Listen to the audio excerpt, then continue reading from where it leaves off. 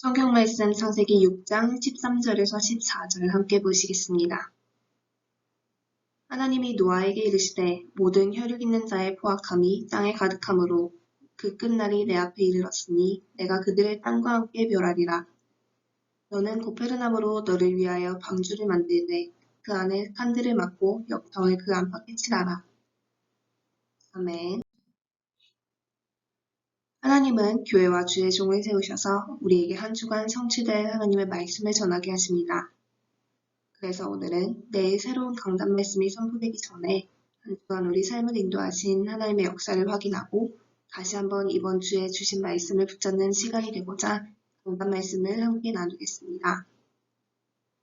아시다시피 오늘 본문은 노아 시대를 살았던 사람들의 범죄가 가득해서 하나님께서 물로 쓸어버리겠다 말씀하시는 내용입니다. 이때 하나님은 노아에게 방주를 만들라고 명령하십니다. 얼핏 들으면 노아가 하나님께서 명령하셔서 방주를 만든 것 같지만 하나님께서 그 명령을 하신 이유를 아는 것이 중요합니다. 창세기 6장 14절에 나와 있듯 하나님은 너를 위하여 방주를 만들라고 말씀하셨습니다. 홍수의 재앙이 임할 것인데 방주가 없으면 죽으니까 너를 구원할 방주를 만들라는 것입니다. 홍수는 인간에게 있어 절대 망할 수밖에 없는 사건입니다. 홍수 속에서는 제 아무리 잔인하고 똑똑해봤자 똑같이 죽는 것입니다. 지금 세상은 눈에 보이는 물에 의한 재앙 속에 있지는 않습니다. 하지만 영적으로는 노아 홍수의 때나 지금이나 별반 다를 것이 없는 영적인 재앙이 홍수처럼 들이닥친 시대입니다. 그렇기에 방주 안에 있지 않으면 절대 망할 수밖에 없는 운명 속에 있는 것입니다. 그런데 사단은 절대로 우리의 구원을 빼앗아갈 수가 없습니다. 하나님 자녀에게 주신 신분과 권세를 빼앗아갈 수가 없습니다. 그래서 유일하게 하는 것이 속이는 것입니다. 그리고 사단은 창세기 3장에서 아담과 하와를 속였던 방식 그대로 우리에게도 우리가 우리의 인생의 주인인 것처럼 속이곤 합니다. 내 인생이 내가 주인공인 나의 영화인 것처럼 내가 무지당하면 안 되고 내가 싫어하는 방향으로 전개되면 안 되는 것으로 또 한 치 앞도 모르는 세상이기에 물질을 쌓아두어야 나의 안전이 보장되는 것으로 착각해서 물질에 집착하게 만듭니다. 나의 이름이 드러나고 세상 사람들이 나를 우러러봐주는 것이 내 인생의 가치인 것 마냥 우리를 속입니다. 하지만 이것들은 결국 하나님과 같이 높아지려 했던, 내가 신이 되려 했던 창세기 3장의 나중심, 이미 하나님을 떠난 상태에서 나에게 좋아 보이는 것들만 쫓는 창세기 6장의 육신중심, 자신의 이름을 내기 위해 바벨탑을 쌓았던 창세기 11장의 성공중심의 생각으로 하나님의 형상으로 창조된 인간이 절대 망할 수밖에 없는 헛된 착각들입니다. 사단은 이러한 나중심, 육신중심, 성공중심을 가지고 우리의 모든 보는 것, 듣는 것, 즐기는 것 등을 차지하고 있습니다. 그러니 결국 이 세상을 살아가는 우리는 외출하고 돌아오면 어디선가 먼지나 때가 묻듯 사단이 심어놓은 절대 망할 수밖에 없는 것들로 각인 뿌리 체질될 수밖에 없는 환경 속에 살아가고 있는 것입니다. 그래서 하나님은 노아에게 은혜를 베푸셨듯 우리에게도 은혜를 베풀고 계십니다. 너를 위하여 방주를 만들어라. 들어가면 살 수밖에 없는 방주를 만들어라. 이것은 눈에 보이는 싸움이 아니기에 눈앞에 보이는 만져지는 배를 싣는 게 아닙니다. 우리의 보고 듣고 즐기고 생각하는 모든 것을 통하여 절대 망할 수밖에 없는 재앙을 홍수처럼 몰고 오는 사단 앞에 우리는 우리의 영혼 속에, 영혼과 연결된 내 속에, 우리의 각인 속에 하나님의 말씀을 담는 것으로 이 시대의 재앙으로부터 나를 살리고 다른 이들을 살리는 방주를 만드는 것입니다. 그래서 그 방주는 어떻게 만들 수 있을까요? 첫 번째로 우리 안에 그리스도가 각인 뿌리 체질되어야 합니다. 우리 안에 그리스도의 언약이 각인되면 그 말씀을 붙잡고 기도할 때 우리 안에 그리스도가 뿌리내리게 됩니다. 그렇게 우리 안에 뿌리내린 그리스도는 크고 작은 모든 사건과 환경 앞에 오직 그리스도로 답을 찾는 체질이 됩니다. 그럼 우리가 각인해야 할 그 그리스도는 어떤 분이신가요? 영세전부터 성부, 성령 하나님과 함께 계셔서 천지를 창조하시고 우리의 구원을 계획하신 영세전 그리스도이십니다. 이 창조주 하나님께서 우리 삶의 모든 순간에 함께 하십니다. 다음으로 성육신하신 그리스도이십니다. 사람의 몸을 입고 이 땅에 오셔서 우리의 모든 죄를 짊어지시고 우리를 대신하여 죽으심으로 우리 인생의 모든 문제를 해결하셨습니다. 그래서 우리는 예수 그리스도를 우리 인생의 구주로 영접한 순간 절대 망할 수밖에 없는 죽음에서 생명으로 우리의 모든 운명이 완전히 바뀌었습니다. 죽음으로 우리의 죄를 사하신 그리스도는 죄와 사망의 권세를 이기고 부활하셨습니다. 그래서 우리가 예수 그리스도의 이름을 부를 때 나와 가정, 현장과 교회에 역사하는 모든 흑암이 결박됩니다. 그리고 부활하신 주님은 승천하셔서 보좌에 앉으셨습니다. 우리와 육신적으로 함께 하실 수 없지만 예수 그리스도 이름 부를 때 우리에게 성령으로 역사하셔서 날마다 새 힘을 주시고 승리하게 하십니다. 예수님은 성령으로 우리와 함께 하시다 재림주로 이 땅에 오실 그리스도이십니다. 예수님께서 재림하시는 그날에는 세상 권세를 붙잡고 잠시 동안 왕노릇하고 있던 모든 흑암이 쫓겨나고 예수 그리스도께서 참된 왕으로 이 땅에 서실 것입니다. 또한 예수님은 심판주로 오실 그리스도입니다. 예수 그리스도의 이름을 믿는 자들은 예수님께서 예비하신 영원한 보좌의 축복을 함께 누리게 됩니다. 바로 이 예수님께서 우리 인생의 주인 되사 우리 인생의 모든 순간에 항상 함께하고 계십니다. 창조주 하나님이신 성부 하나님께서 지금 이 시간 성령으로 우리와 함께 하십니다.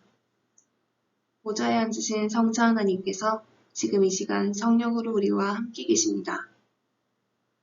우리가 홍수같이 몰려오는 많은 문제와 사건 속에 이 그리스도가 어떤 분인지 기억하고 그분이 지금 우리 안에 함께 하심을 누릴 때 모든 해감이 무너지고 우리 삶에 하나님의 나라가 임하게 됩니다.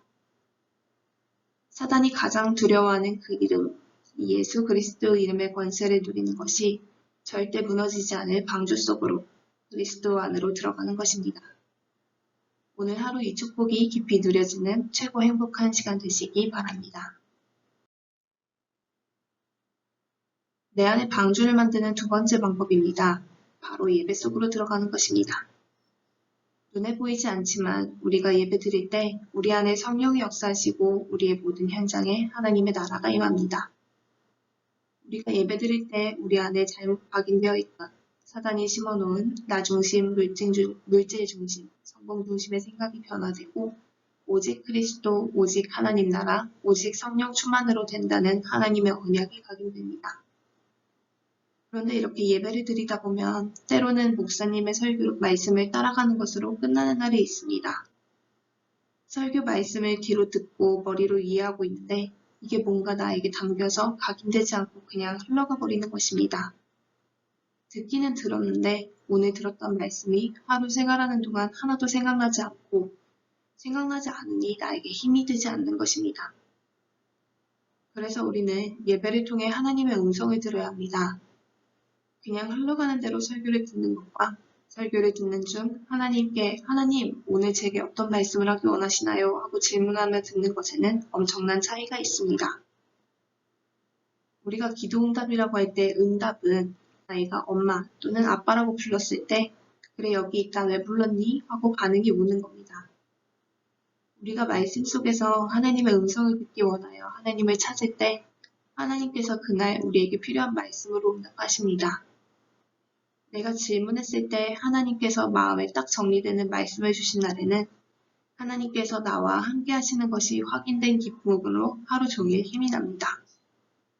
그렇게 정리된 말씀은 우리 영혼 속에 각인되어 우리가 하루를 살아가는 동안 맞이하는 모든 사건과 만남 앞에 내 생각과 옛 체질이 아닌 예배 때 들었던 하나님께서 응답하셨던 하나님의 말씀으로 답을 내리게 합니다. 그래서 혹시 지금까지도 말씀을 습관적으로 듣고 계셨다면 지금부터라도 하나님께 질문해 보시기 바랍니다. 하나님 오늘 예배를 통하여 나에게 어떤 말씀을 하기 원하시나요? 그 말씀을 깨닫고 붙잡게 하옵소서. 하나님과 함께하는 예배로 모든 성도님들의 삶에 참된 평안이 넘쳐나시길 소망합니다. 방주를 만드는 세 번째 방법은 바로 눈에 보이는 교회당을 준비하는 것입니다. 예수 그리스도께서는 하나님 만나는 길 대신 선지자, 우리의 모든 죄를 사하신 제사장, 사단의 권세를 깨뜨리신 참된 왕으로 이 땅에 오셨습니다. 그리고 지금은 보좌에 앉아 성령을 보내사 그리스도께서 하신 그 일을 교회를 통하여 행하고 계십니다. 그래서 우리는 세계 모든 민족에게 하나님 만나는 길 대신 예수 그리스도를 전달해야 합니다. 이를 위해 교회는 다양한 나라와 문화에 속한 이들이 복음을 들을 수 있도록 이들이 올 수 있는 이방인의 뜰을 준비해야 합니다. 우리가 예수 그리스도의 이름을 부를 때 사단에게 잡혔던 운명에서 해방되는 참된 치유가 일어납니다. 그렇기에 수고하고 무거운 짐진 자들이 교회에 와서 말씀을 듣고 기도하며 참된 평안을 누릴 수 있는 기도의 뜰을 준비해야 합니다. 그리고 어릴 때부터 오직 복음으로 각인된 아이들이 영적 서밋이 되어 모든 현장의 역사는 흑암을 결박하고 하나님의 나라를 세우는 서밋으로 준비될 수 있도록 준비시키는 어린이의 뜰을 준비해야 합니다. 이렇게 그리스도와 예배를 누리는 것으로 내가 먼저 방주 속으로 들어가고 거기서 받은 힘으로 더 많은 이들을 구원할 수 있는 보이는 방주인 성전을 준비하는 인생을 살아야 합니다. 그래서 지난 한 주간 방주 속에서 평안하셨나요? 평안하셨다면 평안케 하신 하나님께 감사하시고 평안하지 않으셨다면 오늘 주신 이 말씀을 붙잡고 다시 한번 그리스도의 참된 평안 속으로 들어가시기 바랍니다. 하나님께서 허락하신 방주의 축복 속에서 우리에게 주어진 현실을 다시 보는 시간 되시기 바랍니다. 그리고 하나님은 언제나 우리가 그리스도 안에서 참된 평안을 누리길 기다리고 계심을 기억하시기 바랍니다. 기도하겠습니다. 살아계신 하나님, 오늘도 예배를 통하여 하나님의 말씀을 듣게 하심에 감사드립니다. 오늘 말씀 속에서 지금 하나님께서 나에게 하기 원하시는 말씀이 무엇인지 붙잡아지게 하옵소서. 오늘 우리의 하루가 그리스도 안에서 참된 평안을 누리게 하시고 예배를 통하여 힘을 얻게 하사 하나님께서 원하시는 성전운동에 쓰임받는 인생 되게 하옵소서. 예수 그리스도 이름으로 기도합니다. 아멘.